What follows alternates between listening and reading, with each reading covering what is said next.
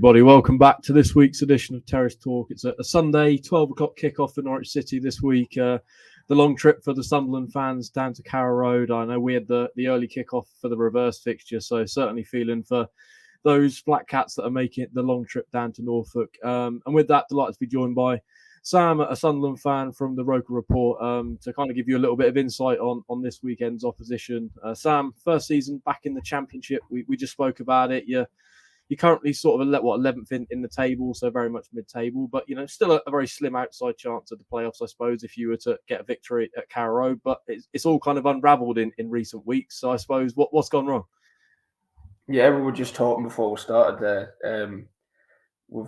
It's now this season we've played Norwich at probably our lowest points both times. Last time we played, our manager walked out to go and watch another team. We were left managerless for the game, and now said manager came back in our last game and we're hoping to get some revenge on him, and he absolutely annihilated us 5-1 at home in front of 43,000 fans. So it's apparently never a nice time to play in Norwich. But like you said, I think quickly the kickoff time is a joke. The fact it's been early kickoff in both games is just ridiculous. I think I'm not coming down, but I know the coach we get to away games, I think leaves at 5 or 4:45 or something. It's insane, and it's a Sunday. So it'll probably just add to the misery for our fans, who will have a full Sunday's travelling to get me probably 3 or 4-0 with the way we're playing at the minute. Yeah, we were just speaking off camera. I was kind of saying about the season so far and what you'd have maybe expected at the start of the season. Coming up from League One last year in the manner you did, would you have taken sort of where you are in the league at the moment, or is it maybe really disappointment in terms of where you've been in terms of the playoff mix at certain points? I think absolutely. If before the season, I think 99% of fans, if you'd said, so I think we're 11th now, if we're finished there, if you'd told us that before the season, everyone would have snapped your hand off. But I think we expected maybe a more difficult league. A few teams I feel have been a bit off the pace this season. I know obviously you've got Burnley, who are flying, Sheffield United, Middlesbrough, and then everyone else. It's kind of, I feel like could lose any game, if that makes sense. So I think, was it New Year's Day we were 4th or 5th, and from then you're thinking we can kick on here. But since then, it's never going to go your way when you lose your best player, and we lost our talisman and Ross Stewart. I think his goals per games ratio speaks for itself this season. For me, he's up there with Gyökeres for the best strikers in the division. And we also lost Ellis Sims, who got recalled by Everton in January. We all thought we were going to get him back on deadline day. That didn't go through, and we also didn't sign another striker. We signed Gelhardt on loan from Leeds, but when we signed him, we still actually had Ross Stewart. I think the idea was to bring him off the bench and play him with off Ross Stewart, like a little and large, but Ross Stewart gets injured, and we're expecting probably 2 strikers coming on deadline day, and it didn't. And since then, Gelhardt, I feel a bit sorry for me. He doesn't look like a number 9. He certainly doesn't look like a lone striker, and he actually got brought off at half time on Saturday. I'm sure we'll talk about Saturday's game, sadly, but he got brought off half time on Saturday, and Mowbray actually came out and said it was because he was low on confidence, which to me is a bit of a weird comment. I think if he is low on confidence, then surely you protect him a little bit. He was feeling he's growing, he had a bit of a niggle, but I don't know if that's a message to him or a message to the people above Mowbray or what. But no, like I said earlier, it's definitely our lowest point of the season going into Sunday's game.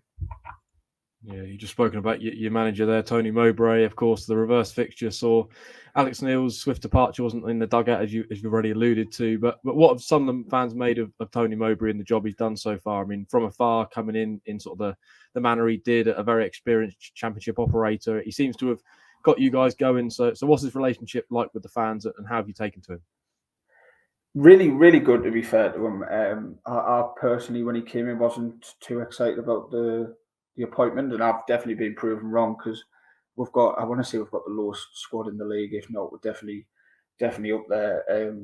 Majority of our team are sort of early 20s, a few players in 19. We've got Danny Bart at the back, who's 31, and then sometimes he's playing with a load of kids. So I think Mowbray's done a real good job of, you can tell he's a good man manager, putting his arm around players. And to be fair, I didn't think when we lost Alex Neil, and if you told us we'd lose both of our centre forwards, I didn't think we'd be 11th. But just seems to have turned a bit recently. He's definitely in his first dip as Sunderland manager, so it'll be interesting to see how he comes out the other side of it. The only worrying thing for us is we've lost our last 3 games, which were winnable games. Coventry away is a hard game, but our next 4 fixtures, I believe, are yourselves, Luton, Sheffield United, and I think Burnley. So you've got to easily lose all 4 of them games, which you wouldn't think is the worst thing in the world. But before that, when you've lost 3, that could easily be 7 losses in a row. And we know how quickly managers get sacked in this league. I think one went last night, actually, but that's Watford, to be fair.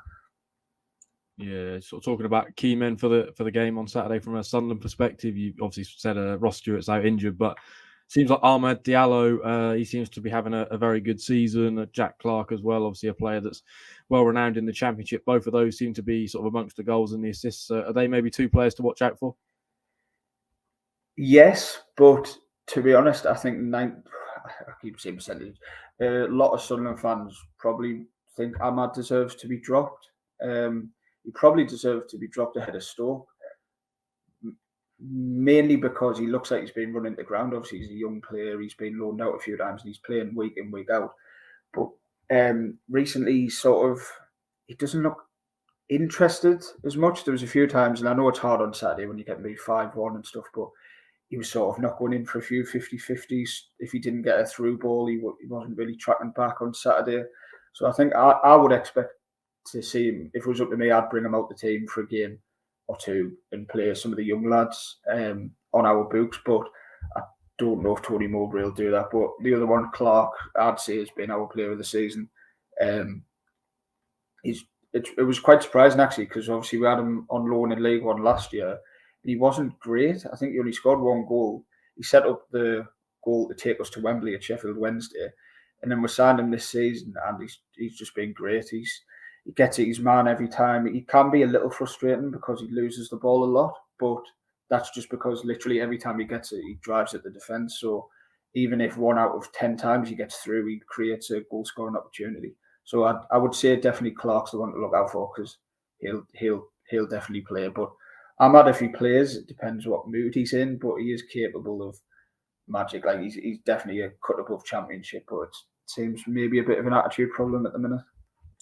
Yeah, there's a couple of players with connections to both clubs. Patrick Roberts, of course, but very seldom played for Norwich City, just a handful of appearances. But the man I wanted to hone in on, Alex Pritchard, a well-liked character from his spell at Carrow Road. But how's he been getting on this season? And from afar, sort of seems like he's also getting on in terms of his age profile. And I think he's a free agent in the summer. So do you think he'll sort of get a renewal or maybe he's been a little bit disappointing? I think I personally would give him a renewal. If anything, because like I mentioned earlier, we've got such a young squad.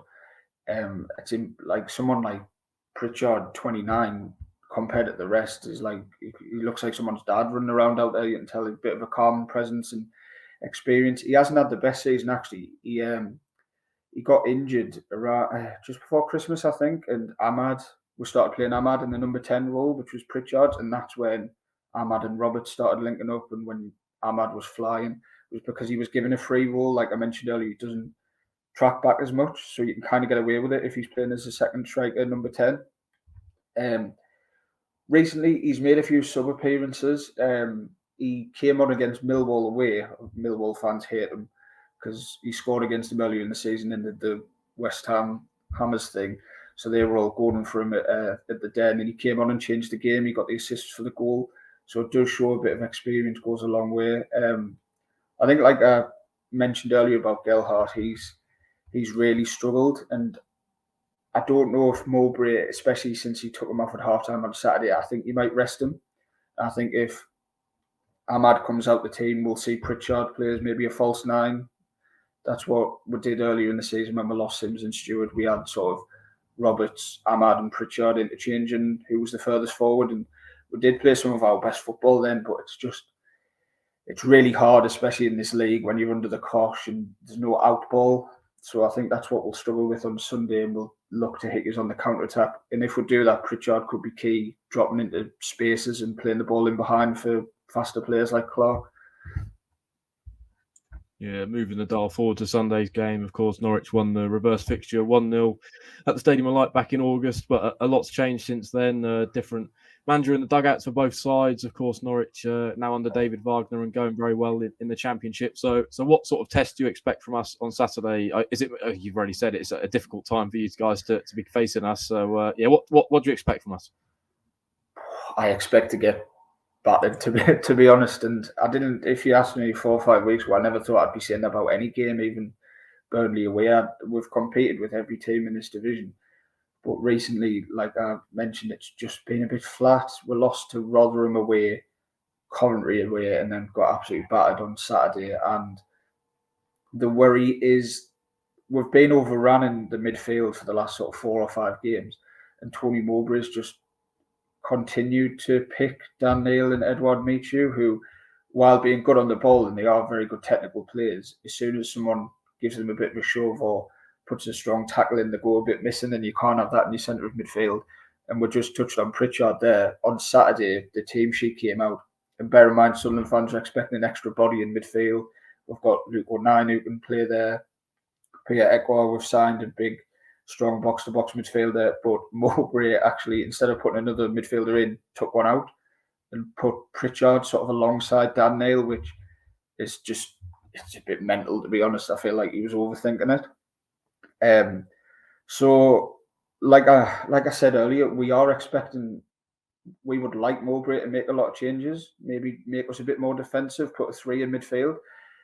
But the worry is that he just won't. And I think from a Norwich fan's point of view, if you see the Sunderland lineup when it's Dan Neil and Edouard Michu in the midfield, you should be laughing, to be honest, because you can just easily outnumber and overrun us in midfield. Yeah, is there any players in the Norwich City side that you particularly fear on Saturday? I mean, there's obviously some fans that automatically go to the likes of Pukki or Sargent, but have you sort of seen enough of us to maybe pick out a player that you may be concerned about that Norwich can get some joy on Saturday out of? I saw your midfielder, what's his name, Gabriel Sara. I saw a few of his bangers, which is a bit worrying, especially considering I've just said our midfield is very weak if he picks the same midfield. So I wonder if that might be a factor to push Mowbray over the edge, to put an extra man in there, even just to man mark him, because I seen his goal. I can't remember who it was against, Carrow Road, but I saw his goal against Millwall, and you kind of, especially with our midfield, they'll have all the time in the world. So I wonder if he picks someone to even man mark him, because when you've got a player of that quality who can smash it from the edge of the box, you need players in there to pick up second balls. I remember going to Carrow Road years ago in the Premier League and Tete scoring that volley. That was the one and only time I've been to Carrow Road, and he reminds us a bit of that. So I hope for our fans' sake they don't see a repeat of Tete's goal. But no, I remember the game earlier in the season. I remember we played quite well. I think Tim Krul pulled off a couple of good saves. I believe Pritchard had one blocked off the line. And then I think Sargent came on with someone else. I think he's made a double substitution, and the quality just kind of shone through. I know Sargent tapped it in at the back post. He seemed good, and I remember watching him in the Premier League and maybe chuckling a bit at his ability, but he seems to really have played well in the Championship this year. He maybe solidified himself as a good striker.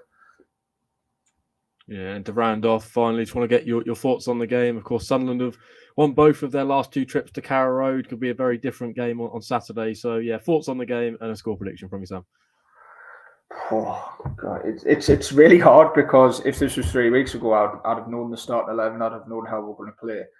But with the last 3 results, especially Saturday, he could pick any team and it wouldn't really surprise us. So it depends who we pick. I think the main one is Jack Clark. If he gets space and time on the counter attack, he'll drive it.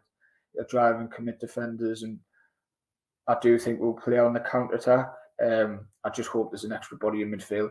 If we do go a bit more defensive, I could see it being 1-1. But if it's the same attacking team with Michu, Neil, Ahmad, Gelhardt, all the attackers, I worry it's a bit naive and could get me 3-0, to be honest. And live on Sky, that could make people turn even a bit more of our fan base. Yeah, for your guys' sake, making the long journey, hopefully you're rewarded. But from our perspective, of course, we're hoping that Norwich City can continue their good run as they push for the playoffs. Just to round off, Sam, just want to plug your channel and where Sunderland fans and Norwich fans can find you. Yeah, Roker Report, podcast on Spotify, all that jazz, YouTube, Apple. The lads, great group of lads to do it. If you follow them on Twitter, I believe they're doing it a Friday night live. We do it on Twitter, just a live Twitter show, and you can request to speak. They tend to get the opposition fans on, so if any Norwich fans want to chuck the 2 pence in, I believe that's happening. Follow them on Twitter, and we do a review show after the game and a preview before the game as well. So there's plenty of content. That's great. Really, really appreciate your time there, Sam. As Sam just said, if you want to head over to their channel on Friday night to join in the conversation, then that's the place to go. But of course, lots of great content across our channels at the moment. We'll be speaking to David Wagner on Friday, so that'll be tomorrow when this is up. So look forward to hearing all the latest team news. Josh Sargent, of course, is the one to look out for, whether he's going to be back available for Sunday's game. Of course, scored the important goal in the reverse fixture. And with that, we'll round off the show. Thanks for joining us, and it will be Stoke next week on Terrace Talk, so looking forward to that already.